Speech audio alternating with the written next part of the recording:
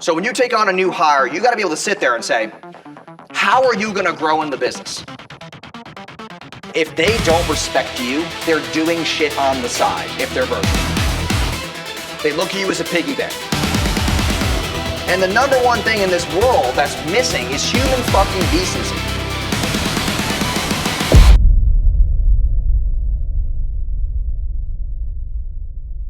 Values of culture with a remote team. Okay, there's a couple things. I'll give you some ideas because maybe you want to implement them. Okay? Okay, number one is the core values. Okay, number two is the leader. And this is you. Like, dude, I can't tell you enough, man. Like, if they don't respect you, they're doing shit on the side if they're virtual. They look at you as a piggy bank. They don't look at you as like, yeah, I'm willing to fly across the country to fucking see you. Like, my sales team flies from all over the place. Fulfillment, we have events, we have retreats. And that brings to number three, which is events and then retreats. Okay, some events, team members can come. Some, they don't, but we require them to come to retreats. Retreats are just like 4-day weekends, Miami, I'll rent a boat, get a big yacht, we have fun and drink and talk shit. Okay, that's really what we're doing. Quarterly? Quarterly, yes sir, yeah. And these events will cost me about $40K. Okay, so I'll spend about $40K for 4 days. I put the team together, have fun, drink, good food, whatever, big Airbnb, we fly everybody in. They don't pay for their own stuff, okay? If we make team members pay for their own shit or whatever the case may be, they're gonna lose faith in you. Okay, number four.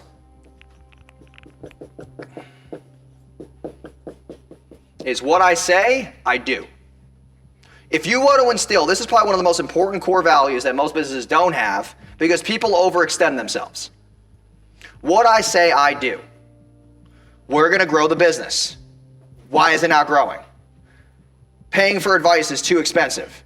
That's what most people do. Or I don't need this right now. It's not that urgent. It might not be urgent to you because you're making money. But it's urgent to the mom with 2 kids who wants more fucking clients so she can make $9,000, $10,000 a month. And you're being, and not saying you, I'm saying out loud, you're just being too fucking selfish about your money. When you want to decide and you want to say, all right, listen, this is the last part. When you go from solo to them, nothing I decide on is based on my liking. I decide for them. It is about them, not me. When you're making less money, it's all about you. Because there's no one in your ear telling you all the things you're doing wrong. So when we have to make any decision in business, I'm like, damn, this shit ain't, it's not about my money. It's not about my profit. It's about them because they have lives. And the number one thing in this world that's missing is human fucking decency. And I think that's why I'm so direct over the issue because most people do not listen. I say no phones, people on phones. Like, this guy must have it all figured out. Look at him. He's fucking dead gaze into his phone. Look at him, he doesn't even pop his head up. You see this? Now he puts it down. People are lost. They're in fucking la la land. They just are. And that's the way that you get away from solo to it's about them. Because the decisions don't affect you anymore. The decisions affect them. And if they aren't good, bro, you are not good. Because then you can't promote people. And 6 is EMM, which is just short for employee maturity model. So when you take on a new hire, you got to be able to sit there and say, how are you going to grow in the business? How can you go from 6K a month to 9K a month? How can you get commissions off this thing happening for a client's result being driven? And if they don't see that, they're going to go somewhere else, right? Because if I have good culture, let's just put 2 positions back to back. Let's say monthly wise, someone's going to make 9K a month versus 7K a month plus KPI bonuses plus good culture. Which one are they picking? The 7. They're always going to pick the 7. The 9 gets boring after a while. And let's be real, we live in the United States. Is 2K a month really gonna change your life? Not really, no. Maybe you get a 3-bedroom apartment instead of a 2. but it's still an apartment. It's not a house. Okay? So these things there's like no difference between them. Because this one was all about the money and not about the love. There's no culture here. People are willing to stay here as long as they see the vision. The vision's very important. It all starts with the leader.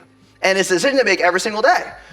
You know, with me, I always feel like everyone's watching me at all times. Everything I do is being watched.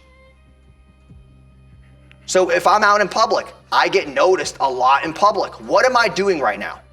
Am I joking in the aisle of Target bullshitting? Someone might see me. If I leave the house, I get noticed at least 3 to 4 times while I'm out eating. I go to a store. I can't go anywhere without being noticed. So I have to watch what the fuck I'm doing. How do I interact with people? How do I treat other people?